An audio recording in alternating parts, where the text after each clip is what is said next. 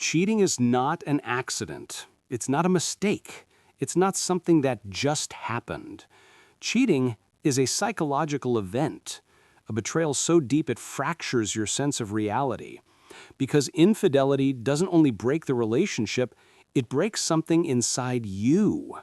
Your trust, your identity, your emotional safety, your confidence, your understanding of love. That's why cheating is almost impossible to forgive. Not because you're weak, but because betrayal rewires your nervous system. This is the psychology of infidelity and why the pain cuts so unbelievably deep. Healing from infidelity is not about being strong. It's about recovering from psychological shock. Cheating is emotional trauma, so the process of healing follows the same stages as recovering from any traumatic event. Here is what actually helps. Most people blame themselves for how destroyed they feel. But you're not dramatic. You're not too sensitive. You're not broken. You're experiencing betrayal trauma, attachment rupture, nervous system dysregulation, identity shock, loss of emotional safety. Your brain is trying to make sense of something your heart never imagined. The pain feels unbearable because you are not built to handle betrayal from someone you loved. Recognizing this is the first step to healing. After being cheated on, the mind spirals. Why would they do this? With who? How many times? What did that person have that I didn't? What's wrong with me? This is your brain trying to regain control after a loss of reality. But here is the truth. Cheating reveals who they are, not who you aren't. Their betrayal is not a reflection of your value. It's a reflection of their emotional immaturity, their lack of integrity, and their inability to handle discomfort honestly. Your worth is not up for debate. Comparison after infidelity is inevitable, but it is also deeply misleading because cheating is not about attractiveness, intelligence, status, personality, and compatibility. Cheating is about avoidance, entitlement, impulses, escape, and emotional cowardice. The third person is not better. They were simply available in the moment the cheater chose desire over integrity. You didn't lose to someone else. You were betrayed by someone who couldn't honor you. There's a big difference. People don't just grieve the partner.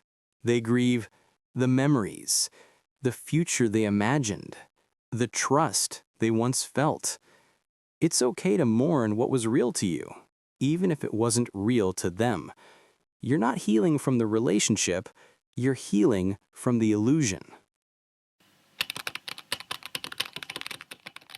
Self-blame after betrayal sounds like, was I not enough? Did I push them away? Was I too emotional? Maybe I drove them to it. But here's the psychological truth. Healthy people communicate. Immature people cheat. You cannot control someone's lack of character with your level of perfection. No amount of kindness, beauty, effort, or loyalty can stop someone who chooses betrayal. Self-blame delays healing. Self-compassion accelerates it. People often want just one honest conversation. Just tell me the truth. Explain why you did it. Give me closure. But cheaters rarely provide real closure. They minimize, they distort, they get defensive. They rewrite the story to protect their ego. Some even blame you. Closure does not come from them. It comes from understanding. Their actions say everything you need to know. You don't need their explanation to walk away from disrespect. Infidelity destroys your sense of self, so healing must focus on rebuilding your identity. Start with simple questions. What do I enjoy? What brings me peace? Who am I outside this relationship?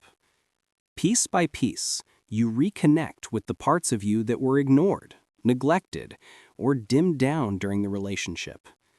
Healing is not about becoming your old self. It's about becoming the version of you who learned from the pain and outgrew the person who caused it. The fact that you were hurting means you were capable of loving someone genuinely. The fact that they cheated means they were not. Your pain is proof of your capacity.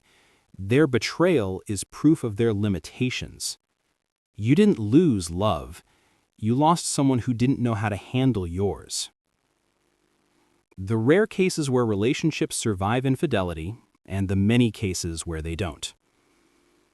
Not every relationship that goes through infidelity is destined to end, but the truth is uncomfortable.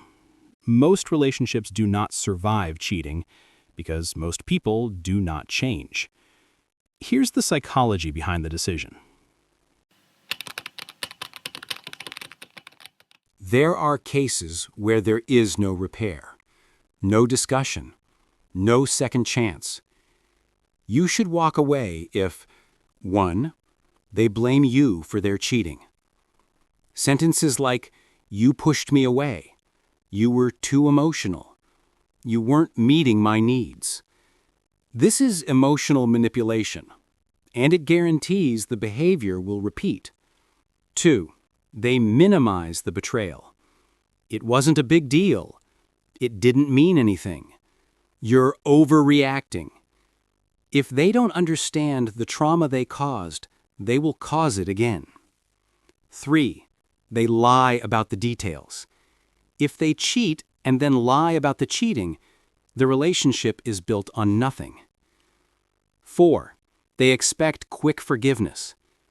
The healing process takes months, sometimes years. If they want to move on instantly, they're not capable of repair. 5. They are emotionally unavailable. People who cannot sit with your pain cannot rebuild your trust. 6. You lose yourself by staying. If the relationship destroys your self-worth, it's no longer love, it's self-abandonment. Sometimes the most loving thing you can do is leave the person who broke you. Surviving infidelity requires something most people are not capable of: radical honesty and radical accountability. A relationship can heal only if the betrayer 1. Takes full responsibility. No excuses, no justifications, no defensiveness, no blaming. Only, "I did this. It was my choice. I hurt you. I will spend the next months earning back your trust." 2. Shows transparency. This means sharing their phone, sharing passwords, answering hard questions, being where they say they are. Trust is rebuilt through consistent transparency. 3. Goes to therapy, willingly, not forced, not just to keep the peace, but because they genuinely want to understand the root of their behavior and prevent it from happening again. 4. Makes long-term changes. Not flowers, not gifts, not apologies. Long-term behavioral change. 5. Understands your triggers. After betrayal, you will be sensitive, anxious, hyper-aware. A partner who truly wants to repair will support you through the triggers instead of being annoyed by them. 6. Join you in rebuilding the relationship from scratch. Not pretending nothing happened, not skipping the healing, not rushing the process, but consciously rebuilding emotional intimacy step by step. Before deciding to stay or walk away, there is one question that reveals everything. Do I want to rebuild this relationship, or do I just want to undo the pain? Because most people don't want their partner back. They want the version of the relationship they thought they had, the version that never truly existed. And once you accept that, your decision becomes clear. Cheating changes everything. It breaks what you believed was unbreakable. It forces you to confront parts of yourself you never wanted to face. But here's the most powerful truth. Being cheated on says nothing about your worth, but everything about their character. You're not broken. You're not unlovable. You're not replaceable. You're not foolish. You were loyal in a world where many people aren't. Your love was real. Theirs wasn't ready for the responsibility. One day, you will thank yourself for surviving a heartbreak that was meant to break you, because the person you become afterward will never accept less than real, honest, healthy love again.